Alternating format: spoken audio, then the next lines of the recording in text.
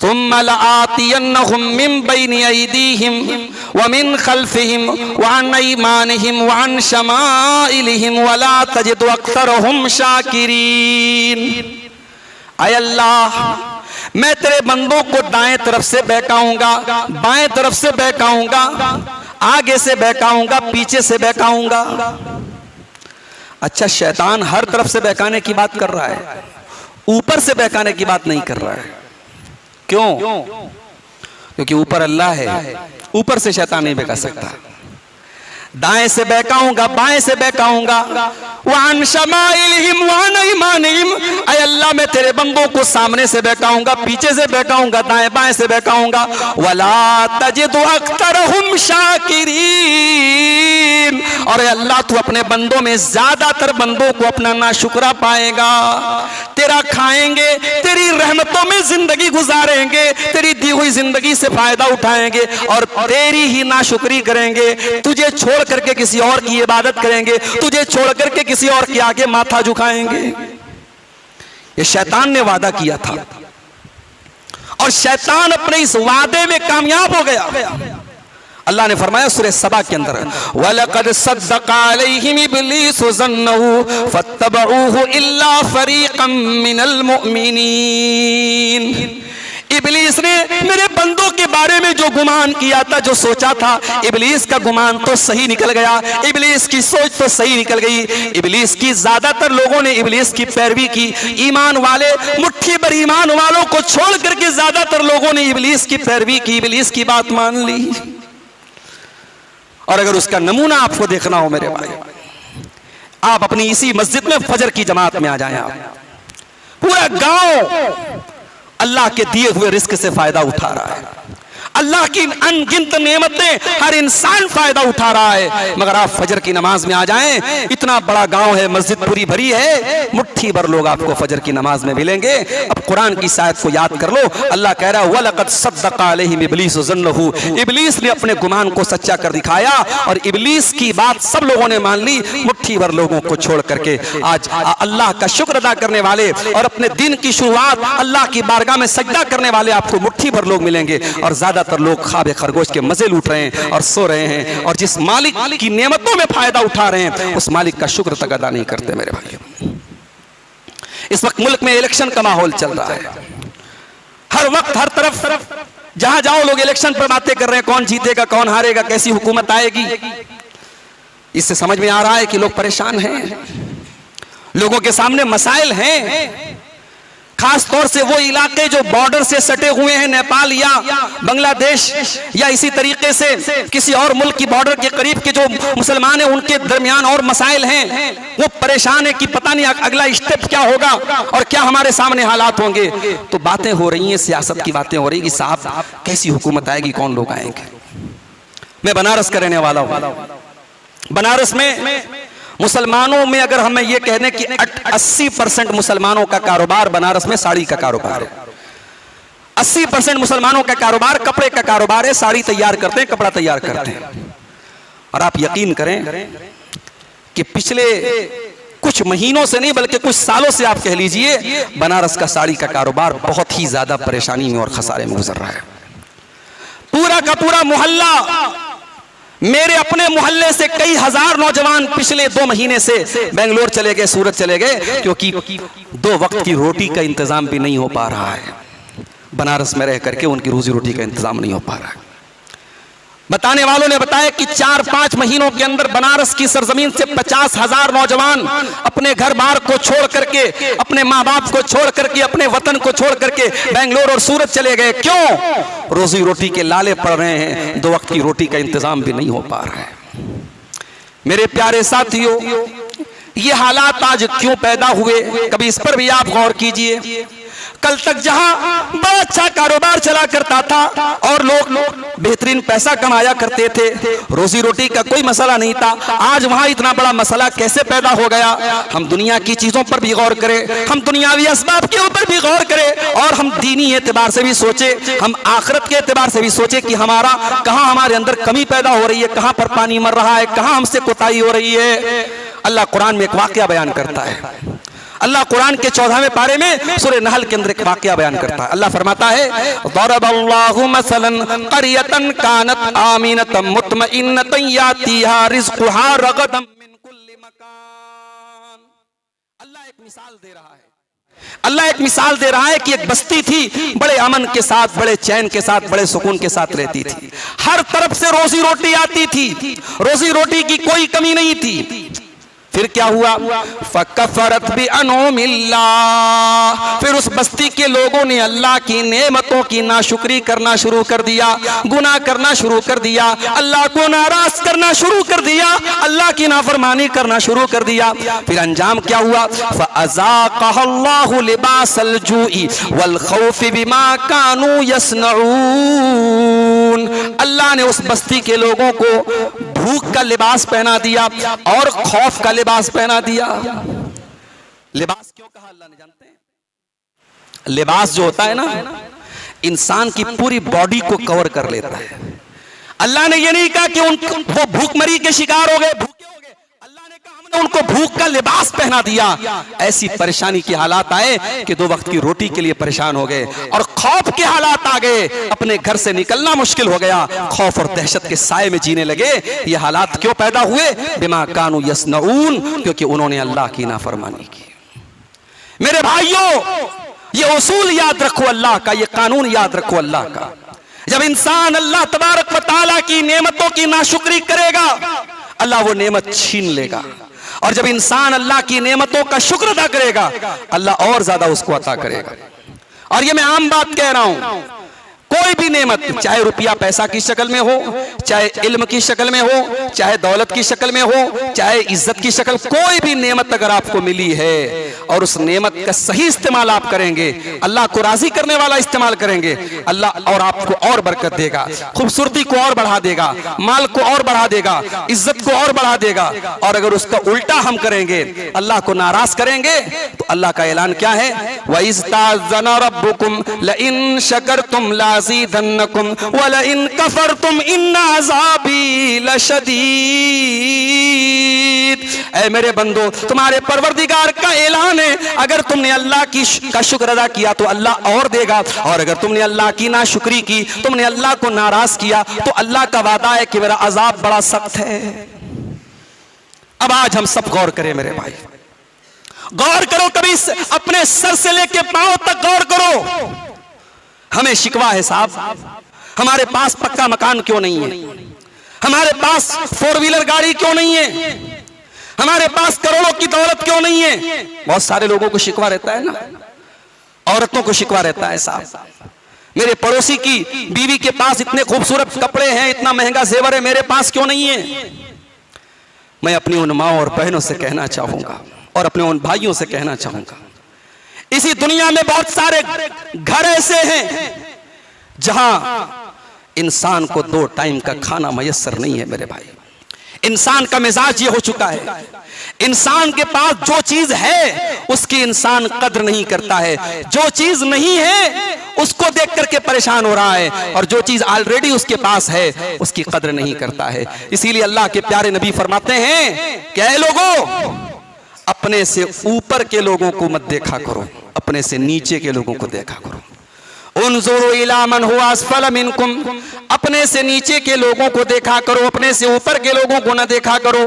फइन्नहु अजदरु अल्ला तज़दरु नेमतल्लाहि अलैकुम, जब तुम अपने से नीचे के लोगों को देखोगे तो अल्लाह की नेमतों का तुम शुक्रिया अदा करोगे, तो अल्लाह की नाशुक्री न करोगे, अल्लाह की नेमतों को तुम हकीर न समझोगे। हमेशा उन लोगों को देखिए जो आपसे ज्यादा परेशान है। कभी आपको लगे कि साहब मेरे बच्चे ज्यादा बीमार हो रहे हैं, आए दिन डॉक्टर का चक्कर लगाना पड़ रहा है, 150 की दवा रोज लानी पड़ रही है, कोई मसला नहीं है भाई। कभी मुंबई के कैंसर हॉस्पिटल में जाके देखो, कई महीने से मरीज को लेकर के अपने बिहार से, यूपी से, बंगाल से, अपने घर वतन से दूर, अपने बाप को लेकर, अपने भाई को लेकर, अपनी बीवी को लेकर लोग पड़े हुए हैं। इंसान के गले में कैंसर हो गया, महीने महीने भर गुजर रहे हैं। अभी बनारस में हमारे पड़ोसी एक हैं, अच्छे खासे चलते फिरते थे, अचानक मेरे पास खबर आई कि साहब उनका जो है बहुत बीमार हैं और खाना पानी कुछ नहीं उतर रहा है। मैंने पता किया, मालूम हुआ कैंसर हो गया उनको। गया था परसों, मैं मिलने गया था। कहने लगे मौलवी साहब 1 महीने से पानी नहीं गया है, खाना छोड़ दो, दवा छोड़ दो, पानी नहीं गया, ड्रिप लगी है, इंजेक्शन और ड्रिप के जरिए जी रहा हूं, कोई खाना और पीना हलक के नीचे जब जाता है ऐसा लग रहा है कि उतर नहीं रहा है, रिस रहा है। मेरे प्यारे साथियों, ऐसे मनाजिर देख करके क्या आपके दिल में, हमारे दिल में ये एहसास नहीं पैदा होता कि अल्लाह तूने हमें बहुत नवाजा है, जितनी नेमतें तूने हमें दी है अल्लाह, उतनी नेमतों पर भी हम तेरा शुक्रिया अदा नहीं करते हैं। मेरे प्यारे साथियों, आज जिस तरीके की मुसीबतें भी हमारे ऊपर आ जाएं, चाहे वो जालिम हुकूमत की शक्ल में आ जाए, चाहे वो महंगाई की शक्ल में आ जाए, चाहे वो कहत साली की शक्ल में आ जाए, चाहे वो कोई परेशानी की शक्ल में आ जाए, अल्लाह कुरान में क्या फरमाता है? मा यफ़अलुल्लाहु बिअज़ाबिकुम इन शकरतुम व आमनतुम व कानल्लाहु शाकिरन अलीमा। अल्लाह तुम पर अपना अजाब नाजिल करके क्या करेगा? अल्लाह तुम पर अपना अजाब क्यों नाजिल करेगा? अगर तुम अल्लाह का शुक्रिया अदा करोगे और अल्लाह पर ईमान लाओगे तो अल्लाह तुम पर अपना अजाब क्यों नाजिल करेगा? आज कितने मुसलमान हैं मेरे भाइयों, उनकी जिंदगी में शिर्क है। अभी हमारे उत्तर प्रदेश के एक इलाके में जो एक बहुत बड़ा इबादत खाना गैर मुस्लिम भाइयों का बना है, उस इबादत खाने में एक नाम निहाद मुसलमान जिसका नाम आरिफ मोहम्मद खान है, जो साहब बड़े अपने आप को बड़े जानकार मुसलमान बनते हैं, टीवी पर आते हैं तो कुरान की आयतें भी पढ़ते हैं और हदीसें भी पढ़ते हैं। उनका वीडियो मेरे सामने आया कि आरिफ मोहम्मद खान साहब ने जाके वहां उस इबादत खाने में जाकर के अपना माथा टेका है। जरा सी लालच के लिए, जरा से नाम के लिए, जरा सी शोहरत के लिए और जरा सी दुनिया की कुर्सी के लिए आज इंसान अपने अकीदे और अपनी तौहीद से भी मेरे भाइयों समझौता करने को तैयार है और गैरुल्लाह के दर पे जाके सर झुकाता है। इस्लाम इस बात का नाम नहीं है मेरे भाई, इस्लाम तौहीद का नाम है। इस्लाम में कोई मिलावट नहीं चलेगी, तौहीद में कोई मिलावट नहीं चलेगी। अल्लाह को पक्की तौहीद चाहिए, खालिस तौहीद चाहिए। अला लिल्लाहि दीनुल खालिस, अल्लाह को खालिस इबादत चाहिए। अल्लाह की इबादत में किसी को कोई मिलावट नहीं कर सकते हम। इसीलिए 5 टाइम की नमाज में, हर नमाज की हर रकात में हम बार बार अल्लाह के सामने ये वादा करते हैं, इय्याका नअबुदु व इय्याका नस्तईन, ऐ अल्लाह हम तेरी ही इबादत करते हैं और तुझ ही के सामने हाथ फैलाते हैं। हमारा मुश्किल कुशा तू, हमारा करीब नवाज तू, हमारा बंदा नवाज तू, हमारा दस्तगीर तू, हमारा गौसे आजम तू, हमारी बिगड़ी बनाने वाला तू, हमारा मुश्किल कुशा तू। मगर आज आप जाके देख लें, मुसलमान या अली मुश्किल कुशा का नारा लगाता है, मुसलमान अपनी दुकान का नाम रखता है केजीएन ख्वाजा गरीब नवाज। किसी अल्लाह के नेक बंदे को गरीब नवाज कह दिया गया, किसी अल्लाह के नेक बंदे को दस्तगीर कह दिया गया, किसी अल्लाह के नेक बंदे को मुश्किल कुशा कह दिया गया। आज अल्लाह का हक और अल्लाह का इख्तियार अल्लाह के बंदों को दिया जा रहा है। मेरे भाइयों, इससे बढ़ के अल्लाह की नाशुक्री क्या हो सकती है? कुरान करीम में एक सूरत है सूरह सबा। सूरह सबा में अल्लाह ताला ने एक बस्ती का जिक्र किया है जिसका नाम सबा था, और ये जो बस्ती थी बड़ी खुशहाल बस्ती थी, और इस बस्ती के दोनों तरफ बेहतरीन खजूर के बागात थे। यानी आप कभी मदीना, अगर अल्लाह ताला ने आपको हज उम्रा की तौफीक दी होगी, अगर मदीना के किसी ऐसे इलाके में आप चले जाएं जहां खजूरों के बागात हैं तो आपका दिल खुश हो जाएगा। बीच में रोड हो और दोनों तरफ खजूरों के बागात हों तो क्या पूछना उस लोकेशन का, उस इलाके का क्या पूछना। अल्लाह फरमाता है, लक़द काना लिसबइन फी मस्कनिहिम आया जन्नतान अन यमीन व शिमाल। कौम सबा की बस्ती के अंदर बहुत बड़ी अल्लाह की निशानी है, उनके दाएं बाएं 2 बागात हैं। कुलू मिन रिज़्क़ि रब्बिकुम वश्कुरू लहू, तुम अल्लाह की रिस्क में, अल्लाह के रिस्क में से खाओ पियो और अल्लाह का शुक्र अदा करो। बल्दतुन तय्यबतुन व रब्बुन गफूर। ऐ कौमे सबा के लोगों, तुम्हें और क्या चाहिए? इतना बेहतरीन तुमको शहर मिल गया, इतनी बेहतरीन बस्ती मिल गई और माफ करने वाला रब मिल गया, अब तुमको और क्या चाहिए?